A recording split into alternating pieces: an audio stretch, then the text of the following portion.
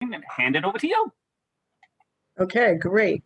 Let's just get everybody in. I'm just about to put a link in the chat for anybody who wants to be on our email list.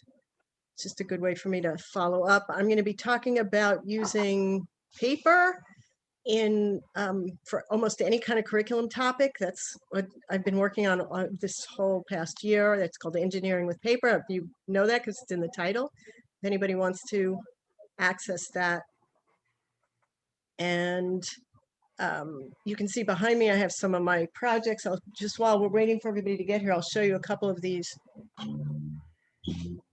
And so this, one of the things we do is we make things out of paper straws. And so this is a whole, I'll hold this back. You can see this is all made just 100% paper rolled into paper straws. And this is another project that I have, and I'm going to do a whole presentation on all this, but I just want to talk to you, those of you who've gotten here on time. Here's another piece.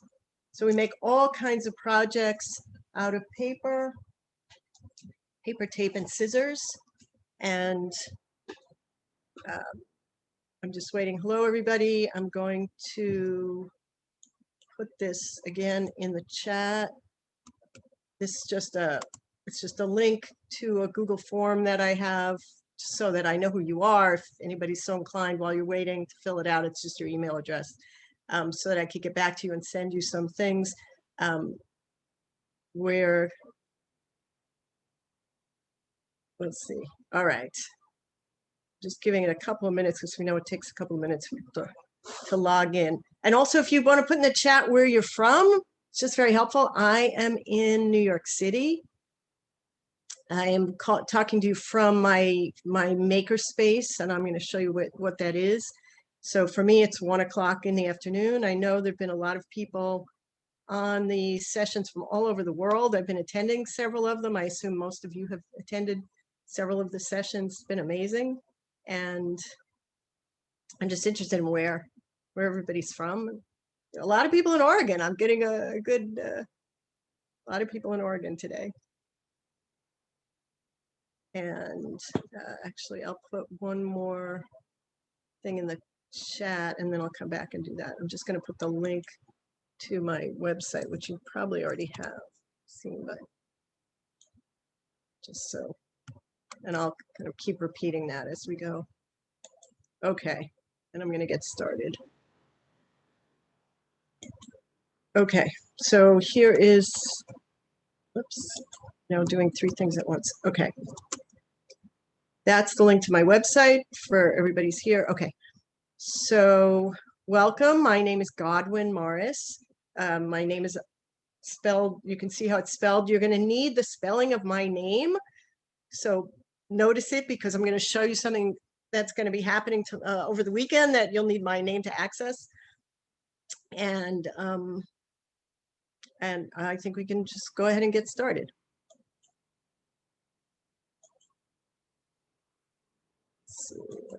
Okay, so that's my Dazzling Discoveries website.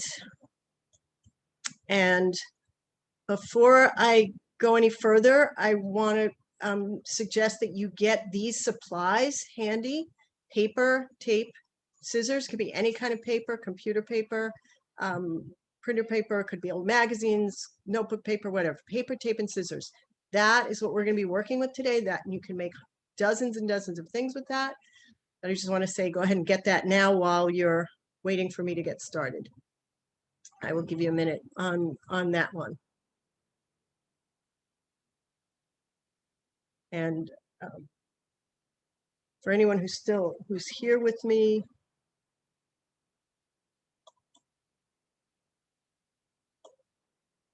I want to get those supplies. And if you're inclined to put your video on, it's just helpful for me to see, you know, that visual feedback from humans. I will show you just quickly a couple of projects that we've made. This is a pendulum piece made just with paper, what we call paper straws. And this is another kind of project, also made with paper straws. Okay, let's go. So this is a quick overview of me, what I do. I run 2 physical spaces in New York City. One is called Dazzling Discoveries. The other one is called Skill Mill NYC. I am currently sitting in the Skill Mill NYC space. It's a kind of a maker space. I work with hundreds of kids every week. I have been for many, many years. I am actually a science teacher, a part-time science teacher at a school in New York City. And I do that mostly in the mornings. They've been Zooming me in this year. And then in the afternoons and weekends and vacations, I run my own programs, Dazzling Discoveries, Skill Mill NYC. And over the years, I've created some products. Most of what I do is work with kids. I would say 98% of my time is working with kids and with teachers. I've been doing a lot of teacher professional development. But over the years, I've created these sort of 2 product lines. One is called Dazzlinks, which is cardboard engineering, and the other one is engineering with paper, which is the focus of our presentation today. So let me just show you a couple of quick pictures. This is the Skill Mill NYC facility. I like to show this picture because these are rolls of clear plastic that we were able to get in the spring, and because we have laser cutter and 3D printers, we were able to produce face shields. And so this was plastic for the face shields just about a year ago. Just for perspective, if you see on the very left side of this picture, there's a TV. That's the same TV behind me. So I'm actually sitting right where he's standing. This is before the pandemic. These are children working in our facility. This is my Dazzlinks Beams product. Kids playing with it, building with it. This is just a quick overview of our beams and our shapes. You can see all of this on my website. This is a product that I invented, cardboard with holes in it. We sell it in classroom packs. That's all I'm going to say about that. Okay, so let's focus on engineering with paper, which is the purpose of our workshop today. So if you look at this, these are packets that we've created with themes. Some of them are for sale, but many of them are for free. When you look at this overview, you can see some repeating shapes, and that's the point of all of this. So we have some repeating shapes, and we've got, you'll notice there's a track right here in the Simple Machines. There's a track in this playground. There's a lot of rectangles. So the concept behind this is using certain kinds of shapes that you teach the children, and then they can use them to make projects. I'll explain that in more detail in a minute, but I just wanted you to see this overview. This is a list of content area that you can use with engineering with paper. So the idea is it's unlimited, from cities to Mission to Mars, to Force in Motion, to characters, biology, physics, all topics.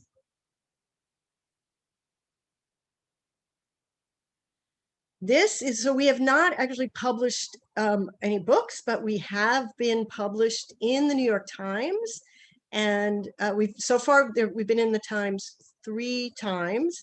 And this Sunday, April 11th, we're going to have our 4th project published. And the reason I had mentioned, with some of you came in earlier, to note how to spell my name, because if you go to the New York Times website, nytimes.com, on Sunday, you will get all 4 of these. The newest one is going to be published this Sunday. We are so excited. I just got the what's it called? I forgot. The picture of what it's going to look like, and it's really exciting.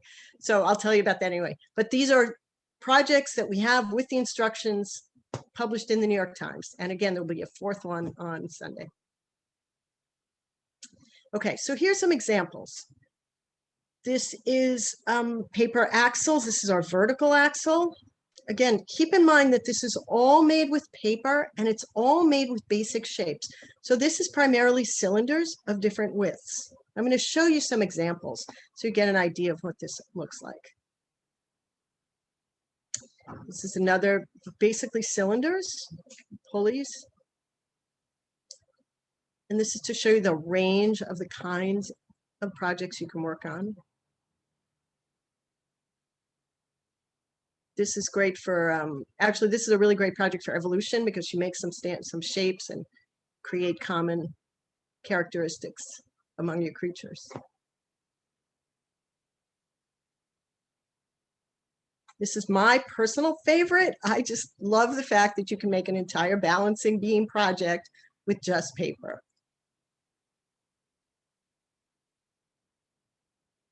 And you can see on the side, I have these little squares. We have some projects for free, and we have some projects that we sell.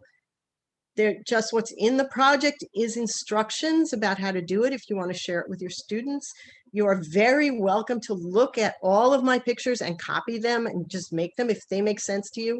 You don't need my instructions. You don't need to buy our packets. But we spent a lot of time producing these instruction sheets, and we're just trying to recoup some of the expenses. And that's why we charge for some of them. But again, feel free, if you can understand how to do this, go for it. This is our roller coaster project. This is one of the free ones in the New York Times.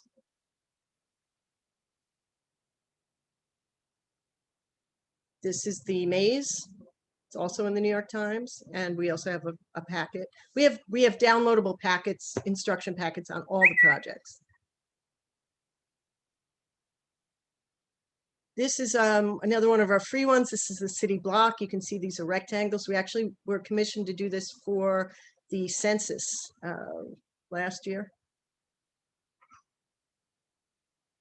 This is our homes, an example of the homes project. This one, the child put a garden on the roof, and you can see inside there's a lot of the shapes.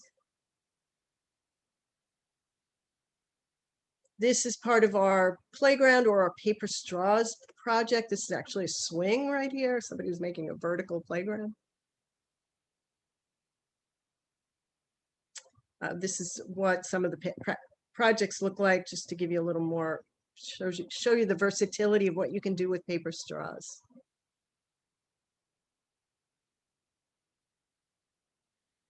This is a very simple project. This is 2 paper straws crossed at the top, strips of paper, and then a flat piece of paper. So it's a easy, versatile project. It can be any theme. You can use these projects for many different topics, whatever you're teaching. Okay, so you've seen the idea of what this looks like. Now let me tell you a little bit about the thinking behind it. This all started because I've been working with children for many years, and I've noticed that many children, actually children fall into 2 categories. There are some children who know what to do and some children who are clueless. And over the years, more and more of these challenges have come up. You can find these, they're all over the internet. Put a book at the top of here's one piece of paper, lift a book with it. Just all kinds of things. And I find that some children do know how to approach them, and then some children don't. And my focus has always been the ones who don't. How do you help those children? So one of the things that you hear a lot is that children will just learn, they'll figure it out. They will learn naturally. And that may be true if you have unlimited time, but teachers don't have unlimited time. You often have a period of 40 minutes, once a week, twice a week, 3 times a week, whatever it is, or you just have a group of children that you see for one sequence. Anyway, you know, teachers don't have unlimited time. And so do you want to have the children spend their time trying to figure out how to get started, or do you want to have them spend their time with you trying to understand and face the challenge? So the premise of our entire Engineering with Paper program is give them some core skills. Teach them how to make some basic shapes, teach them how to make these fundamental pieces so that they can get started. You would never ask someone to build a real bridge without them going to engineering school. And what did they learn in engineering school? They learned the fundamentals, they learned the physics, they learned the material science. You're giving them some core skills. The same concept here. You want to give children some core skills and then give them the challenges. This was an email that we received recently from a teacher, completely unsolicited. And I just want to read this because we get a lot of these, but she just summed it up so well. I've done the technique pages with all of my students. Well, now your screen is blocking mine and I can't. I've done the technique pages with all my students, 3rd to 7th grade. It's surprising the number of students that have issues identifying short and long end, folding accurately and evenly, and even using tape. This has been a great way of working on directional skills, reading a model, building dexterity and confidence. So this just sums up our whole point, that kids don't know or they're not good at some fundamental skills. Give them those skills and then give them the challenges. So I'm going to give you some projects to work on with me right now. And again, here's engineering with paper materials. This is all you need: paper, tape, and scissors. And for anyone who came in a little bit later, if you don't already have this, please go ahead and gather it. And then I'm going to show you what we're going to do. So I'm just going to show you a couple of pictures first, then I'm going to stop sharing, and we're actually going to make this project together. So you can see that this is 2 basic shapes. It's a cylinder. You roll a piece of paper into a tube, it becomes a cylinder. This other piece is a strip of paper where the sides are folded up. So that is a track. With just these 2 shapes, you can make 5 or 6 different projects. And I'll show you what a couple of those are. We're going to be making this catapult. This is also one of the projects that's in the New York Times. It's cylinders and a track piece. This is also the catapult, but we also made the challenge we gave the students was figure out a way to get the ball to come back to you. So rather than it just landing in a target, because you can make a basketball for this where it just falls in, this was how do you make it return? And what's interesting about this is that both of these pieces, even though they're different, this is a ramp, this is a catapult, they're using the exact same shapes. They're both using the track and they're both using cylinders.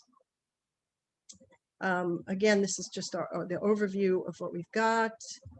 There are more than what's on this. And again, you can see those shapes. This is our Instagram. You should definitely follow us on Engineering with Paper. You can also follow our other accounts, Dazzling Discoveries, Dazzling, Skill Mill. Okay, so I'm going to stop sharing. This is my contact information, and I will put this up again in a few minutes, but I want to get started. I want to show you what I've got. Let's see how many people. Okay. So if you're all ready, we are going to make a catapult just to get started, and I'll show you how that works. So, and if you're willing to turn on your screen, it's helpful for me to see what you're doing. We can make a catapult out of a single piece of paper. So you're going to take 1 sheet of paper, and we have certain terminologies that we use that I'll go over with you. One is edges, longer edges and shorter edges. We don't use some of the common phrases that people use to describe this. We just keep it as neutral as possible. We deal with children from all over the world, and we don't like to reference anything that they can't see or they don't understand. So we just refer to exactly what we can see. You can see these edges are shorter than these are longer. So once we get that established, we take our piece of paper, and I hope you'll do this with me. You're going to take a piece of paper and fold it in half, shorter edge to shorter edge, which is folding the paper in half. And we are going to be cutting this in half, so you can just lightly crease it. It doesn't need to, this does not need to be a sharp fold. So take your paper, fold it, and then cut this into 2 different pieces.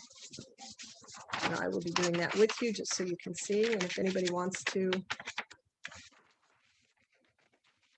turn on the video, I appreciate it.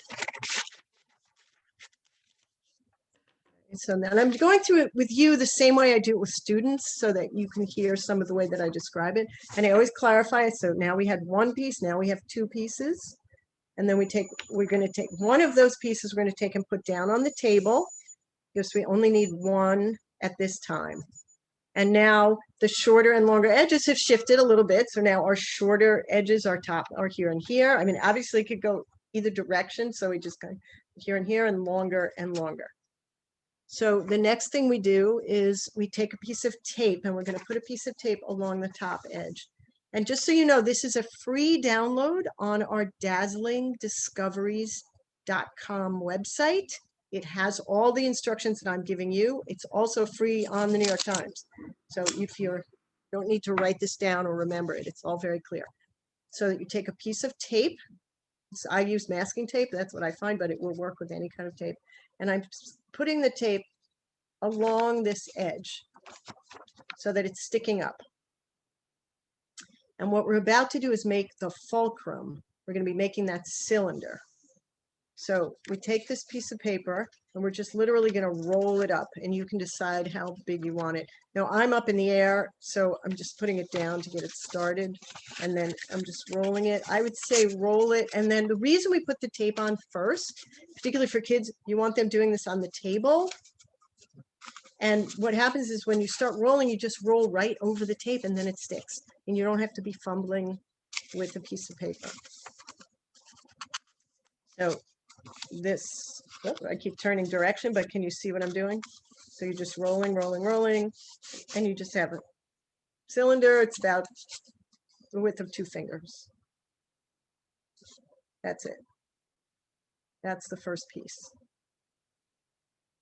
And that will be your fulcrum. So give me a heads up if you're ready for the next step. I am going to just repeat this in the chat. This is a link to a Google form that I have for email addresses. Okay, you got your cylinders? So now we're going to make the catapult arm. And again, remember, everything we do is about making simple shapes. So this cylinder can, with cylinders, become different kinds of axles. A lot of projects can be made with just cylinders. Now we're picking up the second piece of paper that we had. And we're going to fold this. We're not cutting anymore. Not yet. We're not cutting, but we're folding to make it stronger. Because one of the things that I always show students is this characteristic about paper. It's a lot like fabric. It can be extremely flexible. And in this case, what we want is the paper to be more rigid. We don't want it so flexible. So there are a couple of things you do to make paper a little sturdier. One is you take the piece of paper and, again, longer edge to longer edge, you're going to fold it in half.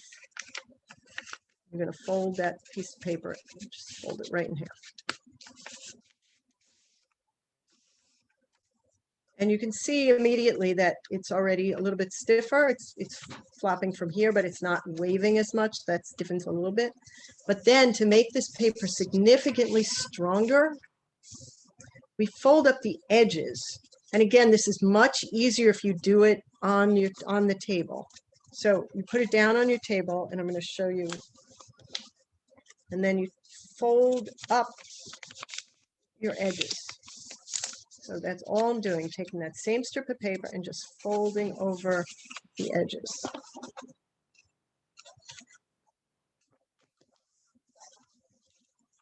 So now I have both same strip of paper, both sides. Now look, you can see immediately it doesn't flop at all. And we actually use this as a, I often we do a bridge project which uses the same concept, and we show students how just by folding the material. Interesting about folding, this applies to paper, but it also applies to metal. The same concepts work with many other materials. This folding tightens, it actually compresses the atoms in the paper, and that's partly what makes it stronger. So now you have this, and now you can see you have a catapult arm. You take that catapult arm, you put it on your fulcrum. You can tape them, or if you want to do a little testing, you can move this around. We still have a couple more steps, but this is the core catapult. So you could tape this together, and I'll show you how I like to tape things. I happen to have this handy tape dispenser because we do a lot of ripping of tape. But you can, depending on how old your students are, particularly the older ones, you can give them a strip of paper and a scissor and they can obviously cut their own. This does, I will tell you, these projects work for all ages. I've done a number of high school projects. We've also done it with kindergartners. Anyway, so I'm putting two piece of tape there, piece of tape there, and taking them and just attaching it to the back of my catapult. You want to kind of get it in a little bit snug like that. So it looks kind of like an X. And then if you've gotten that far and you'll see that it will tilt. It's going to be generally one side will be down, and then obviously that's what you would hit and things would fly. Let me show you the next couple of steps with this. If you're ready, I have a couple of people with their screens on, which I appreciate. So just give me a thumbs up when you're ready. All right. So now you need two more parts to this. One is you need something to launch. So either you can take another piece of paper and just rip a corner off it and crumple it up, or what I do is, because we actually need to make one more cylinder to use with this, I take a strip, I cut a strip off of my catapult. So that piece is about the width of one finger. So what you want to do is just cut the end of your catapult. You don't really need it to be that long. And I'll show you what we're going to do with that. I'm just going to use this surface that I got here. Your catapult should still be tilting. Catapult will still be tilting. So when you're using a catapult, the part that's up, and I'm making this point because we need to know up and down in a minute. So here's your catapult. This is the part that's up. That's the part that's down. You obviously put your launching, your piece you're going to launch. So here's what we're going to do. We're going to take this strip of paper that we just cut off, and you open it up, and we're going to rip this. So this whole piece, you only need a little bit off the end and you can crumple this up into your ball. Just that little bit off the end, because the rest of this piece that's left over, we're going to make this into a cup or a cylinder, another cylinder. We're going to roll that up. And that's going to go into the catapult as a guide. So again, I'm taking a piece of tape. And what you want to do is, this will go in this part of your catapult that's tilted down. So I'm going to roll this strip up into a loop that will fit into my catapult. I've got this loop. I've got this little, now it's a small cylinder. And that will fit right in here. And then you put tape on either side.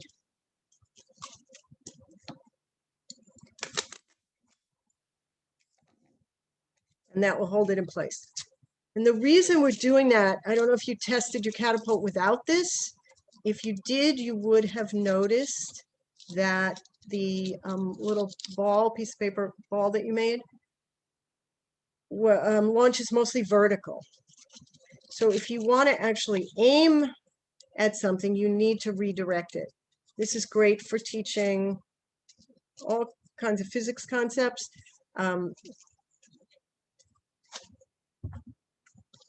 One of them is that it requires, so your catapult should look like this. I'm tilting it down. The little cup that we just put in will be on the downward section. And now if you have another piece of paper and you cut some off, or you use that little crumpled piece, put that into that loop. And then obviously you just very gently, that's the only thing you have to tell the kids, they get a little rough, but it doesn't break, it's paper. And when you hit it, your crumpled piece of paper will launch.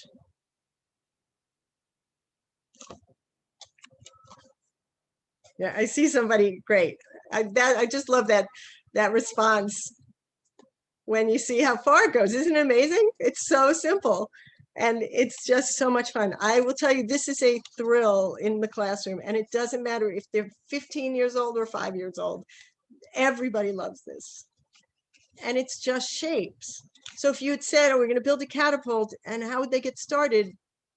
They wouldn't have any idea. But if you say, let's make some basic shapes, and then how could we make a catapult from these shapes? You've given them a leg up. That's the whole point. Somebody just said they only have double-sided tape. But yeah, I guess double-sided tape would work too. That's funny. I don't get a lot of double-sided tape. I get a lot of packing tape, which is a little bit of a challenge. But this will work with Scotch tape, masking tape, that blue painter's tape, washi tape is fine. But again, the concept is teach them some basic shapes.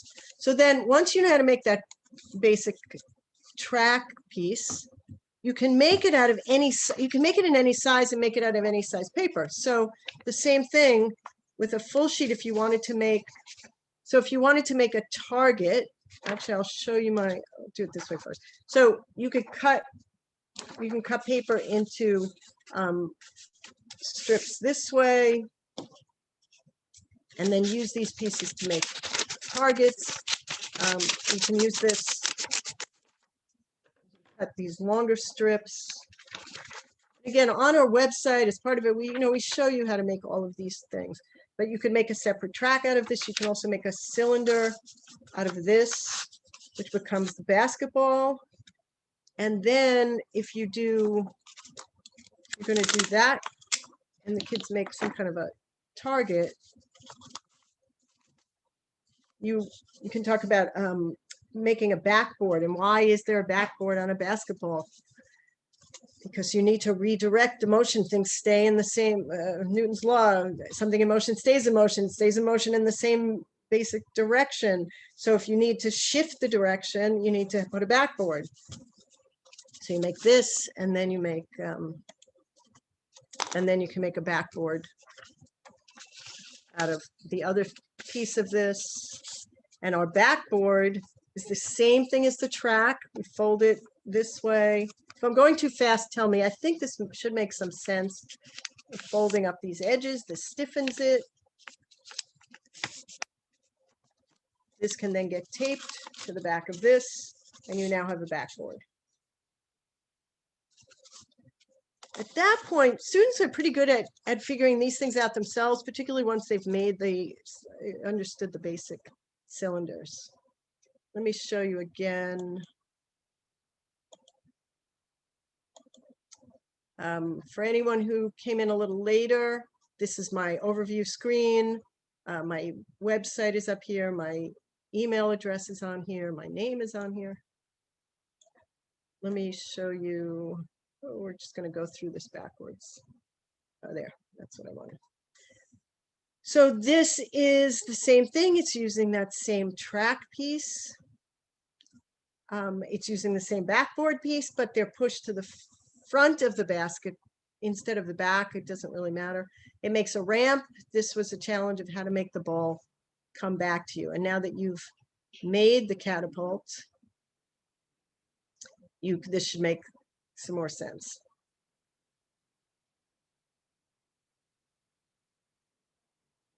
So I would love to know. I'm happy to show you some of the other things. What else do I have? So now when we look at this, you can start to see some of the projects. So we have the simple machines. We have the ramp there. In our playground, we have the ramp in there, and we certainly have it in the roller coaster. And the roller coaster project is also cylinders or rectangular prisms. We can make a quick one now. That's usually a common one people like to see. Before I continue, does anyone have, you can put it in the chat or put it wherever, any content area you're going to be teaching in the next couple of months, or things you're planning for the fall that you'd like to have some examples of. I have hundreds of projects, and I just pick the ones that I know work well for conference presentations, but I'm very happy to take any suggestions and see if I can show you something that might be useful for you. Give you all a minute. I'm just gonna put the website into the chat. Again, it's dazzlingdiscoveries.com. I'm working on a presentation right now. Can I borrow your scissors? So is everybody ready? I will talk to you. So let me know what else you want to see. Anybody? Okay, great. So let me show you a couple of other things. I've got, so I can show you on the roller coaster, the same idea. I will show you how to make a rectangular prism. Take a single piece of paper, shorter edge to shorter edge.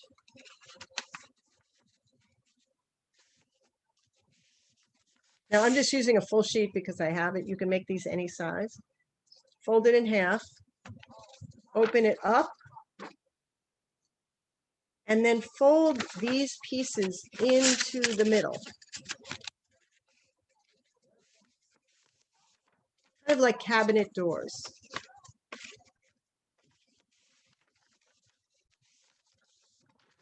So again, it's a piece of paper folded in half, open it up, fold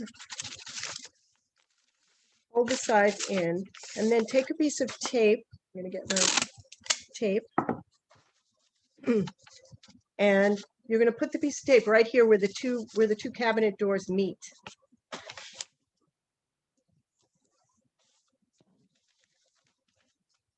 And then, so there you've got your tape, and then you just stick your hand inside of this,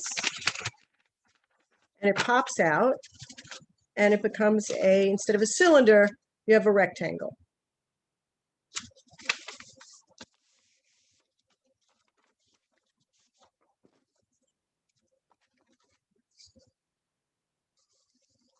Now, I'm going to actually use the Catapult Arm. And so if you're going to make a marble run, and this is great, if you just show the kids how to make this, you'd be amazed at what they realize they can do with this, because this basic shape obviously becomes a building. One of our free downloads has got how to make the windows in this, but this could be a building, but this could also be a bench. It could be an oven. It could be a whole town. It's amazing to me how many interesting things the kids come up with just this basic shape. But if you're going to do a marble run, you could use a cylinder as a base, as the core of it, or you can use this. I like the rectangular one a little better because you have a flatter edge. And then you take your rectangular prism and you take your track piece, and you put a piece of tape along the edge. Again, the tape is just sticking up. This is the sticky side. That will attach directly to your, and you can make two cylinders. You can make this go around one cylinder. You can make a whole assortment of marble runs with just those two shapes. Let me go back and show you. In this one, it just has the single one, but we're going to go backwards. Show you the projects again.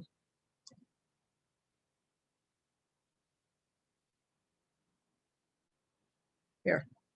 So here's a picture of a marble run, and it's rectangular prisms and tracks.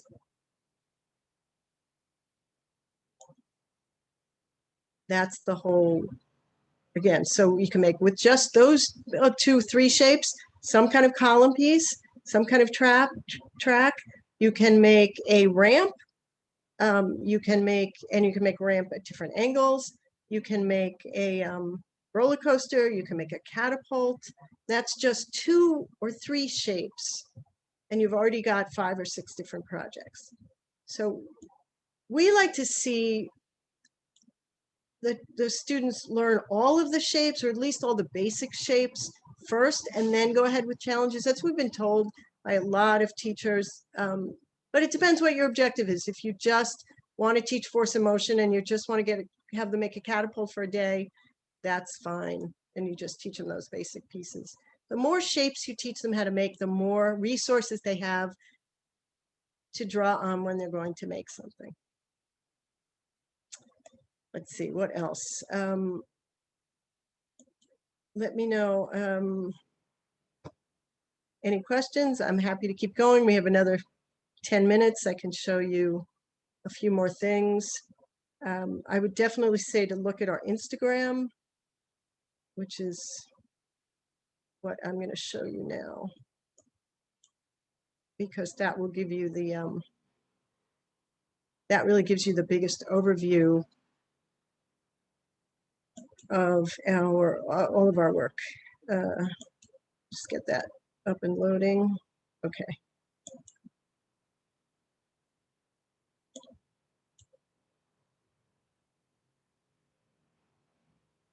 Sorry. Anybody have any questions? Is this helpful? I don't know what grades you teach or what. If it's okay, I have a question.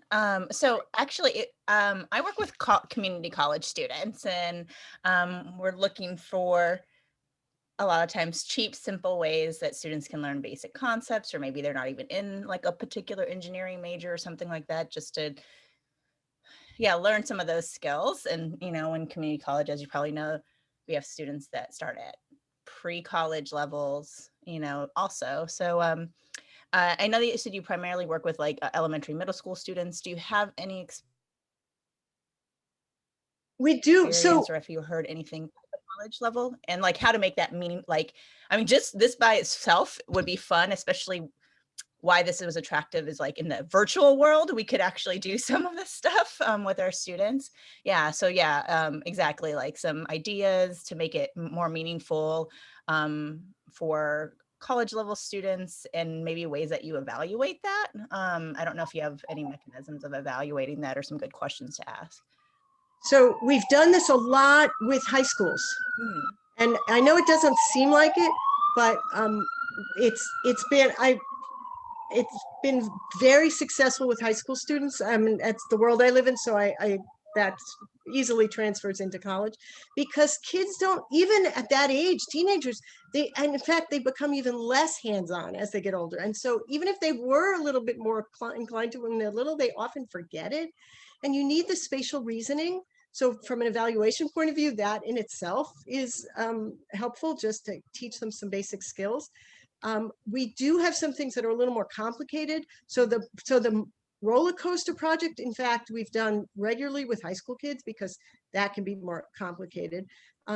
Having them be able to explain what they've done or why they've chosen the shapes that they have would be a way to evaluate it.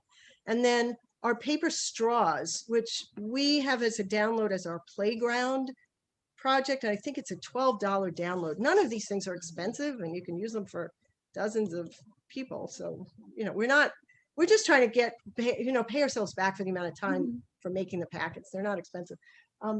But we do recommend building with paper straws. And that's definitely high school and college level. This does not work with kindergartners. So this is a kind of this is all made with paper straws, the whole thing. And so paper straws are just literally taking paper and rolling it up. We actually, when we do paper straws, we cut the paper in half.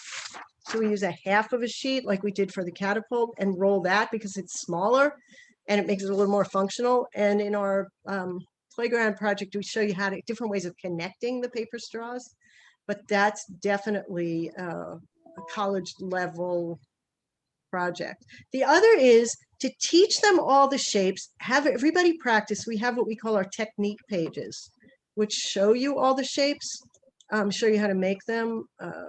Get back to, actually put some on here. Oops, sorry, I don't mean to make everybody dizzy. So, okay, so these are our technique pages, these one with the bright colors at the top, and these are actually how to make the shapes. They're not how to make projects, they're just how to make the shapes. And so we find that if you show that to students and have them practice all making the shapes and then give them challenges and say, I don't look at, I mean, if you have a million different challenges from the egg drop to the whatever, and have them see how they use it.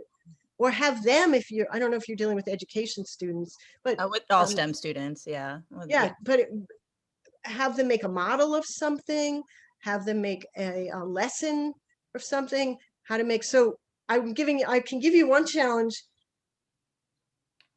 We are going to have our parachute project appear in the New York Times this Sunday. So that's a really great challenge, because after you've taught them all of these shapes, tell them to go design a parachute with a basket. If you want to have it hold a particular weight, have it, come down, make sure it comes down, that it doesn't fall over as it's coming down. So some of those things, the catapult makes something so it returns. If you give them, that's the best way that I know to assess whether they're understanding. Even, as you know, even if it doesn't work, if they can explain what they're thinking is what you're really, really looking for. Is that helpful? Oh yeah, this sounds really good. And even when you said like learning dexterity for like the young children, I also imagine even like college students that haven't even stepped on campus yet, that haven't done any lab techniques, are not building up like some of that detail oriented movement and dexterity. So I find this even that important for our college students that haven't been able to exercise that for the last year.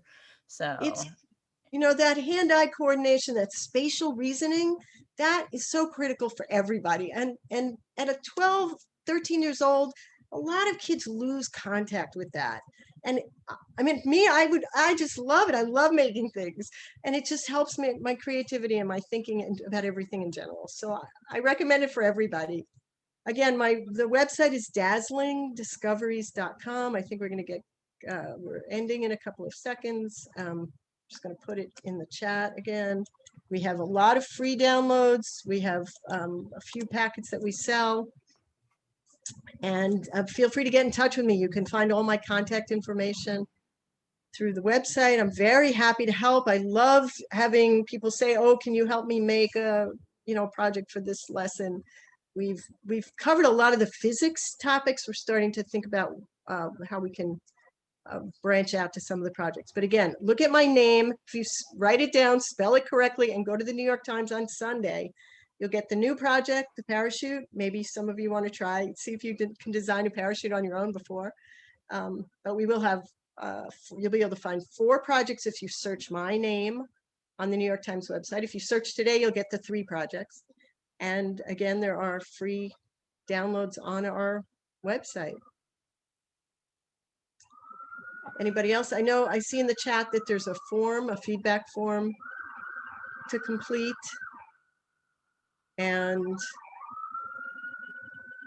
let me know if there's anything else that's helpful. And that's it. We're at 1:49. It's 1 o'clock. I'm in New York. Right on time. Eric, and you weren't lying about the sirens in the background either.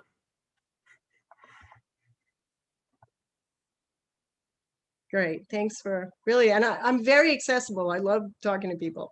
So feel free to get in touch with me.